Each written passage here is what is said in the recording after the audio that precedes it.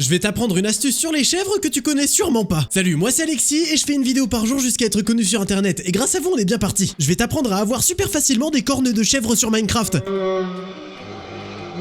Oh, le bruit de la détresse. Si l'envie t'en prend, tu peux rejoindre mon serveur Discord avec le lien qui se trouve sur mon profil. Là-bas, je te dis quand je suis en live et on discute tranquillement. Merci beaucoup pour le soutien. En premier, tu vas devoir trouver un biome un peu comme celui-ci avec de grandes montagnes enneigées. C'est là que les chèvres apparaissent. Une fois que tu as trouvé ton biome et tes chèvres, il va falloir que tu fasses une petite manipulation. Il va falloir que tu essaies de trouver un endroit avec une falaise un peu plate dans la montagne. Ici, par exemple, c'est parfait. Dans cet endroit, tu vas creuser un petit trou de quelques blocs de large par 3 blocs de haut et fais en sorte qu'il fasse une dizaine de blocs de profondeur. Maintenant, avec quelques blocs que tu auras sur toi, tu vas pouvoir créer une petite cage dans laquelle tu vas attirer les chèvres. Quand tu auras fini de préparer ta cage, tu vas aller au fond de ton trou et tu vas casser 3 blocs comme moi dans la vidéo. Ensuite, tu devras poser une trappe que tu peux ouvrir vers le haut pour pouvoir t'allonger sous les blocs. Si quand tu es complètement allongé sous les blocs ça ressemble à ça, c'est que tu as réussi le setup. Une fois que tes chèvres sont dans ton piège, pense bien à couvrir la sortie pour éviter que les chèvres ne sortent, parce qu'elles peuvent sauter plusieurs blocs de haut quand elles ne savent pas où aller. Une fois que tu es allongé et que ton troupeau de chèvres se trouve face à toi, tu peux casser la trappe au-dessus de ta tête. La prochaine étape est la plus embêtante, il va falloir attendre qu'une chèvre te charge. Et pour attendre qu'une chèvre vous charge, vous devez rester immobile et elle viendra vers vous toute seule. Comme on a vu, elle m'a donné sa corne.